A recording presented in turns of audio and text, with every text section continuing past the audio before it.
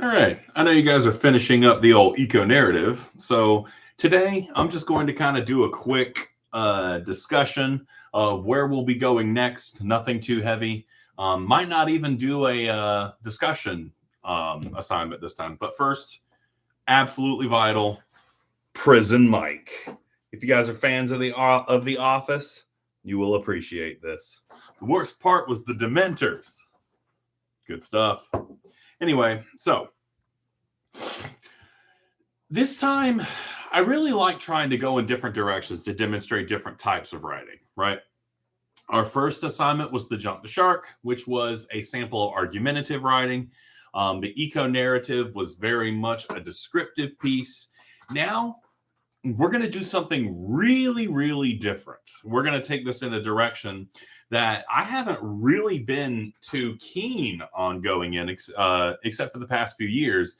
I was given a technical writing class. And at first, I was terrified to teach technical writing.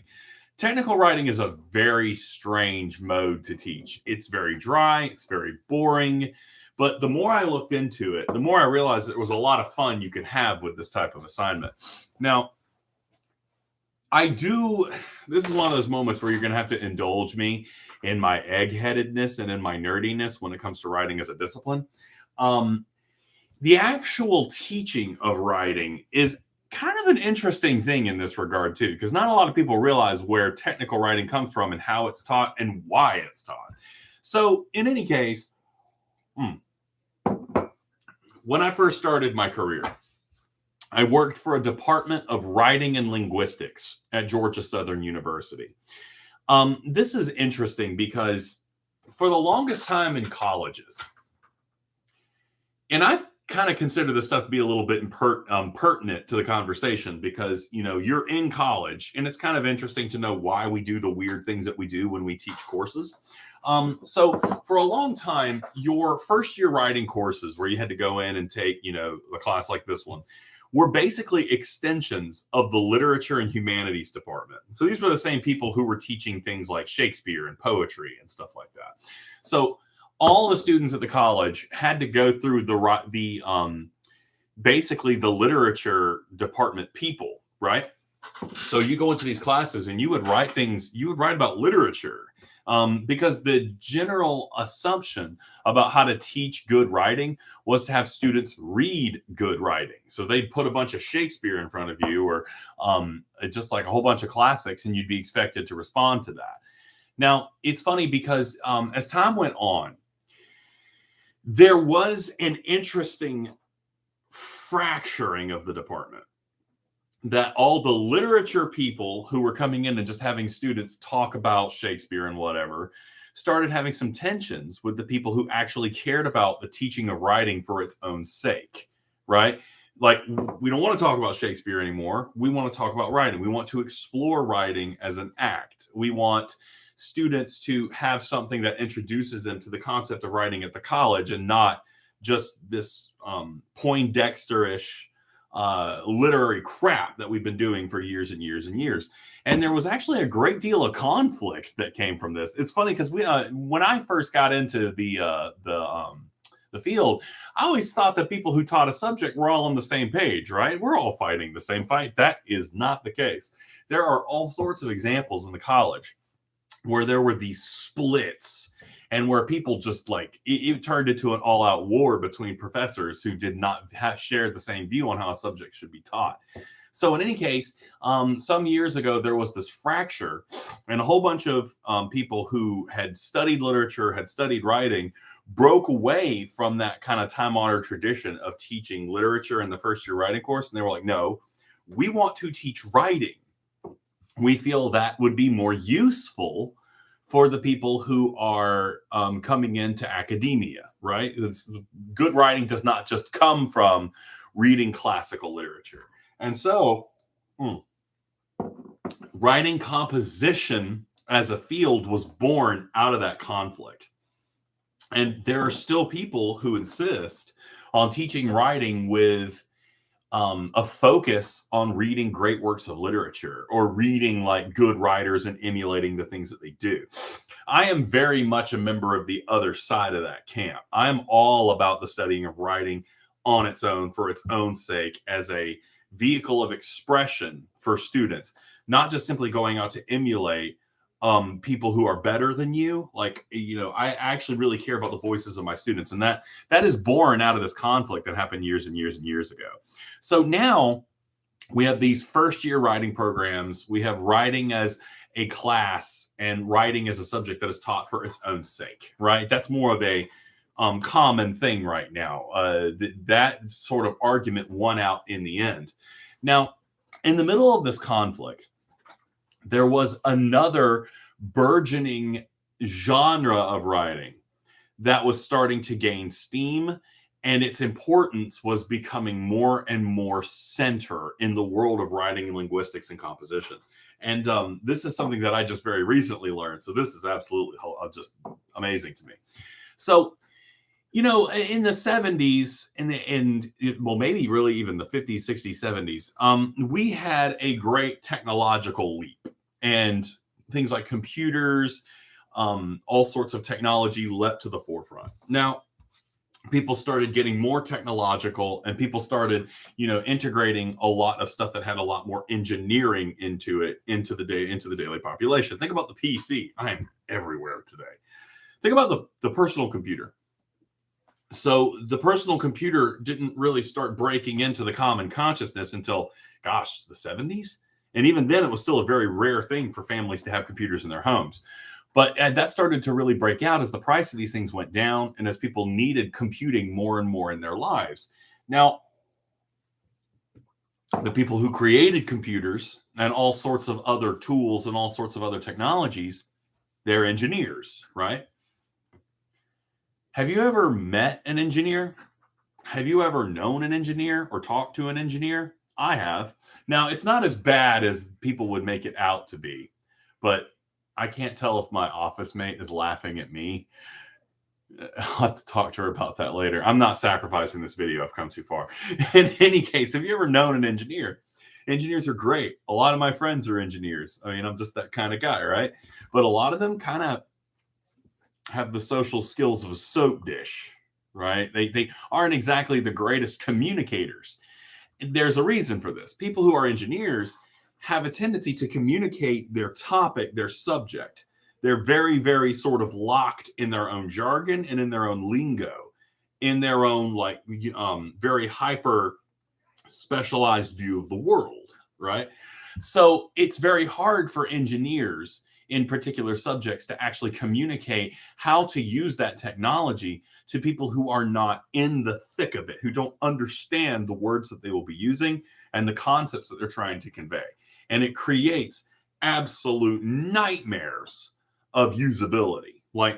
And one of the ways you can kind of think about this, and I've got a wide age range, but for people who are of the baby boomer generation, that is really distracting. My office mate is just something hilarious is going on right now. It's kind of driving me crazy. Anyway, let me try to keep back on subject. Oh gosh, I gotta hold that over her head later. Anyway, so for my baby boomers, when you use a computer, a lot of times people of the baby boomer generation, I'm including my mother in this, things that seems relatively simple to me are not for her. So when I tell her to do things like open a window or log on, create a password or a username, that goes right over her head. And I'm not making fun of her in any regard. There's a huge difference between people who understand a technology and use it in a native context and people who are trying to learn it, right? So imagine that. Imagine trying to communicate from the perspective of someone who is of that kind of outsider-ish kind of quality. How do we do that? How do we create manuals? How do we create usability in a sense that even someone who is very far detached from the native environment of the technology can understand and interact with it? This is where the technical writer came from. All the technical writer does is come in and act as a go-between for the engineer and the common people. Now, I know this is kind of heavy stuff for an English 1101 class, but trust me, this actually kind of yields some very interesting stuff in a minute that we can use for assignments. So the technical writer comes in and learns the jargon, learns as much as they can about the technology from an outsider perspective, and writes a user-friendly manual or guide to access that material so that they have to have absolutely no interaction with the engineer whatsoever, because the engineer is going to get angry at them. There's this really famous Saturday Night Live skit where like the IT guy comes in, and every time somebody's like, my computer's not working, he's like, move, get up. I've known people like that. I've been really good friends with people like that. But that is kind of something that happens in these relationships. So the technical writer comes in and normalizes things for people to have better access to technology. Now, the reason that this is important is because technical writing itself is an extremely young form of writing. This has not existed for a very long time in human history, and we're still trying to wrap our heads around how to do it and how to teach it. That's not something that kind of makes it a little exciting, because the rules aren't necessarily locked in. There are certain agreed upon common rules for the technical writer, but things are still very much changing as the online environment changes, as emails, like now and again, I'm wandering now, but just bear with me for a minute. Like take this for example, email. Email used to be the kind of cool guy way to communicate. And that was in college when this was the case. If you had something that you wanted to talk about with your friends, you would email it to them, right? Email was very much a common way for people to communicate in an informal fashion. Now, email has become hyper formalized. You very rarely send an email to your friends, or at least I don't. If you're going to communicate with your friends online, you're going to use things like social media. You're going to use and it's funny because this kind of betrays my how old I am, because I almost just said instant messenger, and it's like, no, that's really outdated. That's like AOL, America Online crap. No, people use social media. They might use Facebook chat, Facebook Messenger, but for the most part, email has now become hyper formalized. It's taken the place of things that used to send in the mail with a stamp on it. So the point I'm trying to make here is, and technical writing exists in a space where things are changing so rapidly that it's extremely hard to keep up with what's right and what's wrong. So technical writing itself is a subset of another mode of writing. I've talked a little bit about the modes, right? We had argumentation with the jump the shark paper. We had description with the eco-narrative paper. Now we have exposition. Now, keep in mind, these modes aren't isolated from each other. You can mix and match them. And I'm not saying you only have to write an exposition, but this is kind of like the focus of what we're doing right now. One of the things that we can do to really tease out this concept.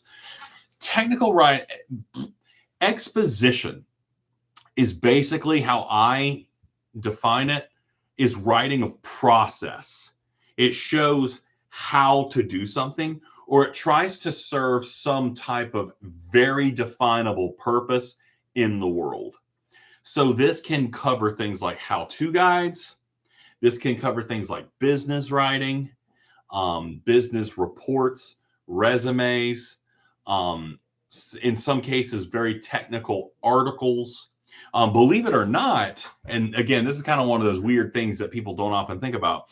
Exposition actually covers the classical essay, probably not as you guys understand the essay. The essay, as it was created by Michel de Montaigne, I'm such a nerd.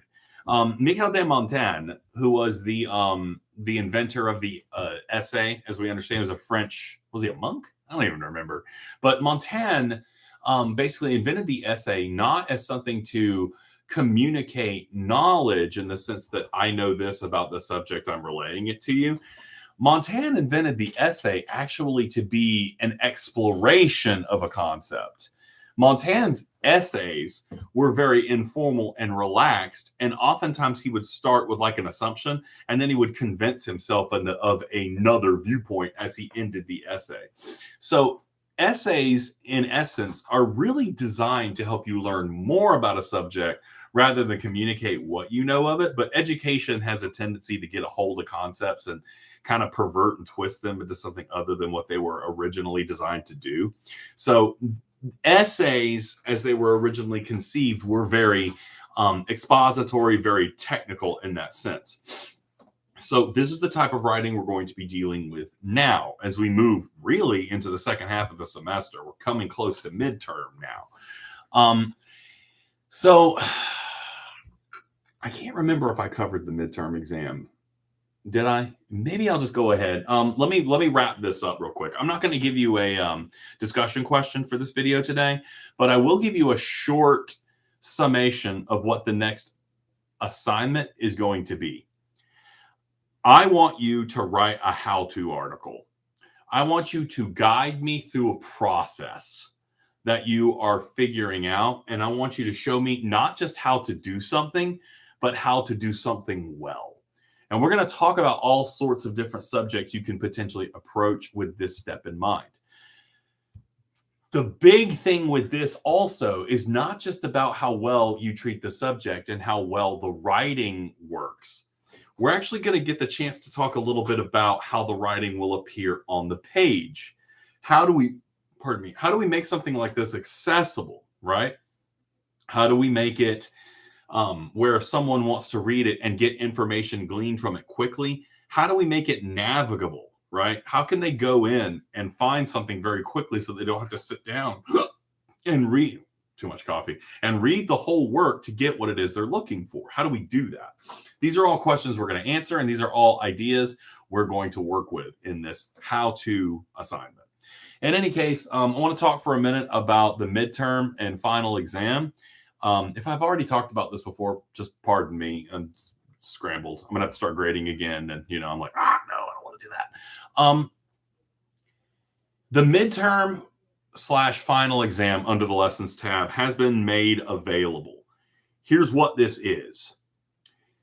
We have to have a proctored event for the online classes. And that means that we have to have a record of you taking the test and being monitored while doing so, while also verifying your identity. Now, this is done through ProctorU. And for this class, it takes the place of a midterm or final exam. There is one exam in this class, not two, and it is the midterm / final. You may take this anytime between now and the end of the semester. You should be able to look up the exact due date when you look at it under the lessons tab. The point is you have time to do this. The test itself is very simple. It is a timed writing exercise. I give you, I think, 4 different prompts to choose from. You pick one, you write a multi-paragraph essay exploring that topic. I kind of want you to, I'm kind of looking for whether or not you've absorbed certain things in this class. I'm getting a lot of questions about this. Now, the big thing is, and now that I'm actually talking about this, I realize I think I've already discussed it, but oh well, you're going to get it again. A lot of stuff can go wrong on this ProctorU exam. So I'm giving you from now till midterm to take it so that if something does go wrong, I can try to help you. So please try to take this test before the end of the semester, or there's really not much I could do to help you out. It's simple. I don't grade this too terribly harshly. So go ahead and start in your mind trying to get that together. You will need an ID, like a driver's license or something like that, in order to take the test. So start getting your ducks in order. Start getting that test squared away. Now, on Monday, I'll lay out some more very specific stuff for this assignment, and we'll start discussing things, specifically for you to do in the discussion forum, which I will create later. Right now, just think about, what do you know about? What would you like to learn about how to do, right? You don't necessarily have to be an expert in these things in order to do a how-to assignment. There's actually going to be an interesting research component to this one. So you're going to look up, other guides, and other ways to figure out how it is you want to accomplish what you want to do. So in any case, I think that's it for today. Look forward to reading those eco narratives. I don't know how long it's going to take me to grade those because last time was a real slog. We'll see how this one is. And thank you all very much, and hope things are going well.